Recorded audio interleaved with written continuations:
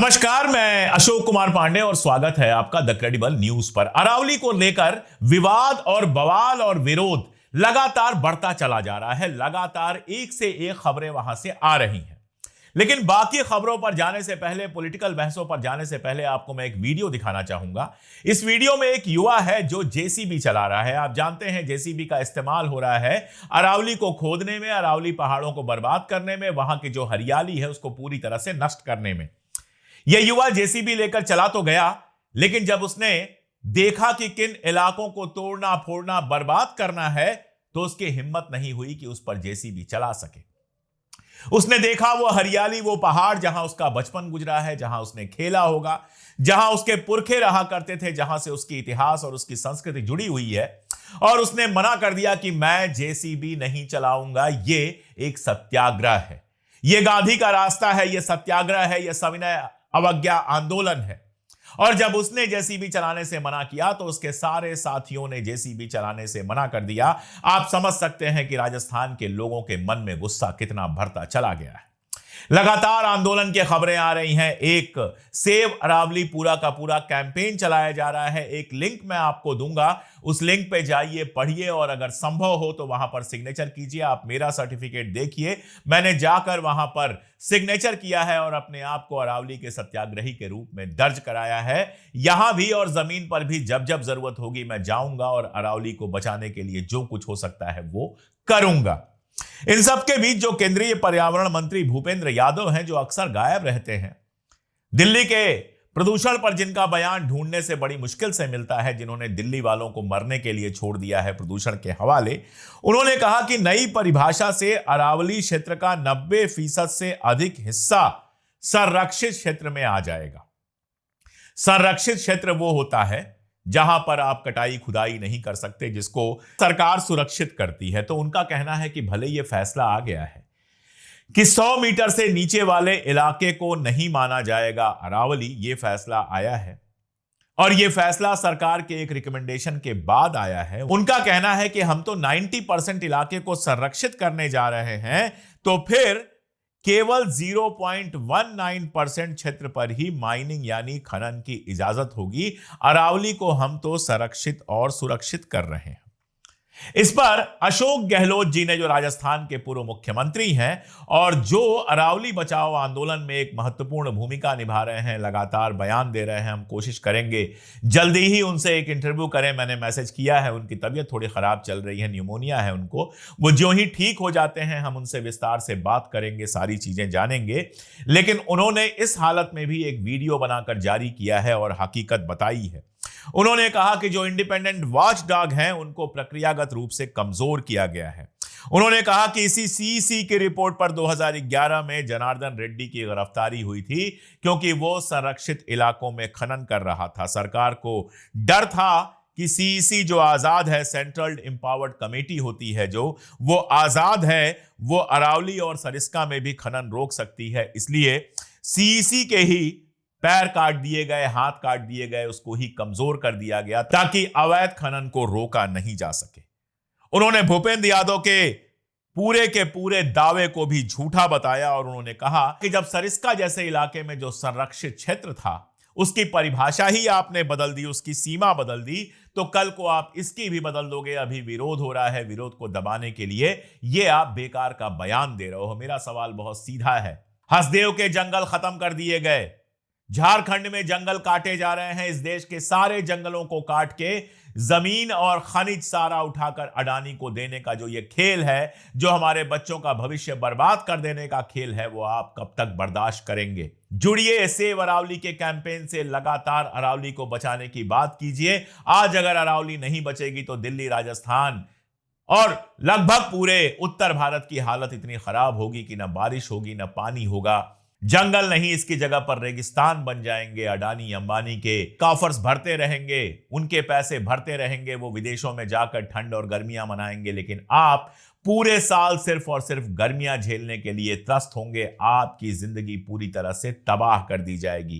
पहले भी मैंने अरावली पर बात की है, आगे भी अरावली पे बात करूंगा, लेकिन आज अशोक गहलोत जी का वीडियो मुझे बहुत महत्वपूर्ण लगा, इसलिए वो पूरा का पूरा वीडियो मैं यहां पर लगा रहा हूं और आपसे अपील कर रहा हूं कि जरा 2 मिनट हिंदू मुसलमान बाकी सब छोड़कर उस मुद्दे पर अशोक जी को सुन लीजिए जो आपके हमारे जीवन से और हमारे बच्चों के भविष्य से जुड़ा हुआ है। भूपेंद्र यादव जी, आप राजस्थान से हैं, आपका सम्मान करते हैं, परंतु जिस प्रकार से आप गुमराह करें पब्लिक को, 0.19% एरिया ही इफेक्ट होगा अरावली माइनिंग से,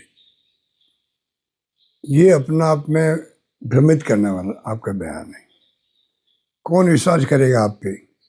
जिस प्रकार आपने सीसी को खत्म किया है, मेरा मुख्य आरोप आप पे ये है, सेंट्रल एम्पावर कमेटी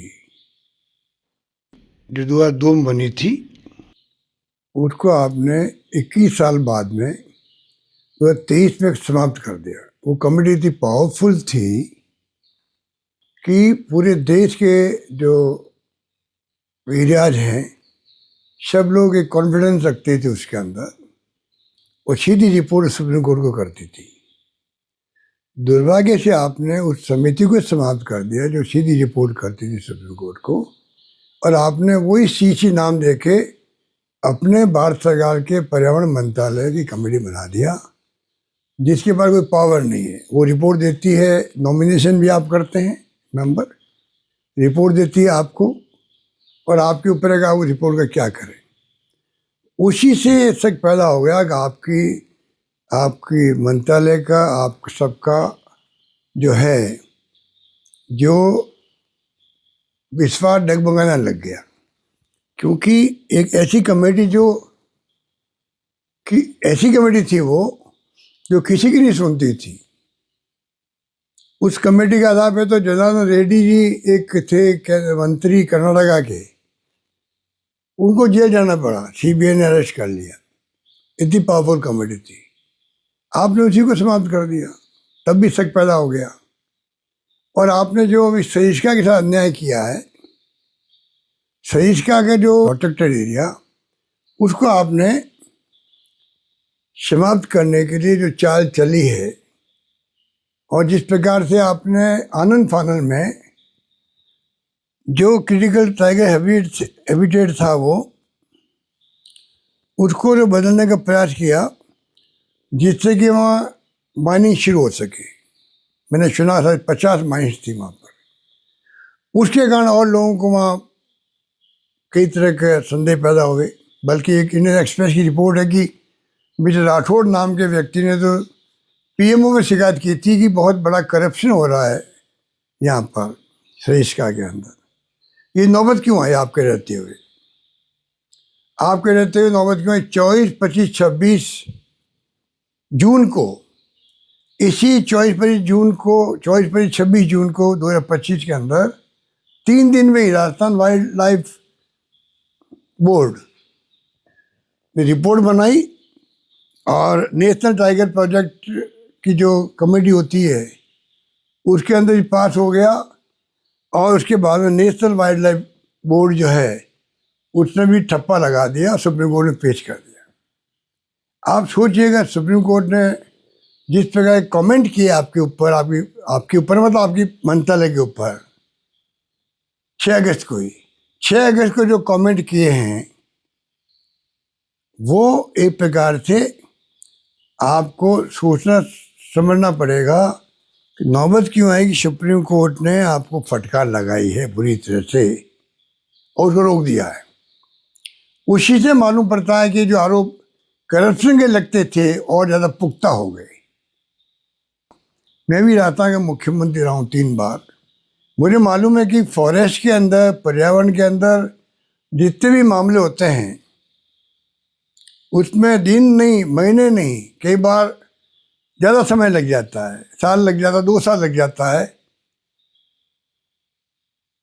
उसकी कार्रवाई होने के अंदर। इतना स्ट्रिक्ट कानून है पर्यावरण के और फॉरेस्ट के और आपके माइनिंग के, और आप 3 दिन में पूरी फाइल चला करके रिकमेंड कर दिया सुप्रीम कोर्ट को। तो ये जनता इन बातों को समझती है, और कृपा करके आप भ्रम फैलाना बंद करें। आप और आपके मित्र राजेंद्र राठौड़ जो यहाँ पे राजस्थान के अंदर 6 पेज का आप प्रेस नोट जारी कर रहे हो अरावली को लेकर के। अरे 6 पेज का, अरे अगर तथ्य हो, सच्चाई हो, 1 पेज सफिशिएंट होता है, 1 पेज ही। तो 6 पेज में आपका कदम देखा कि प्रेस नोट आ रहे हैं, इसलिए मतलब आप गिल्टी कॉन्शियस है और जनता आपको माफ नहीं करेगी। धन्यवाद।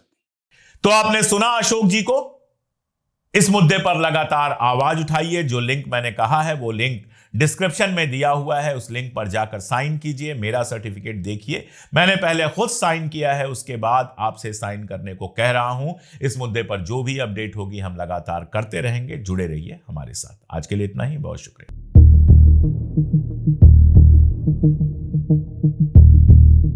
Thank you.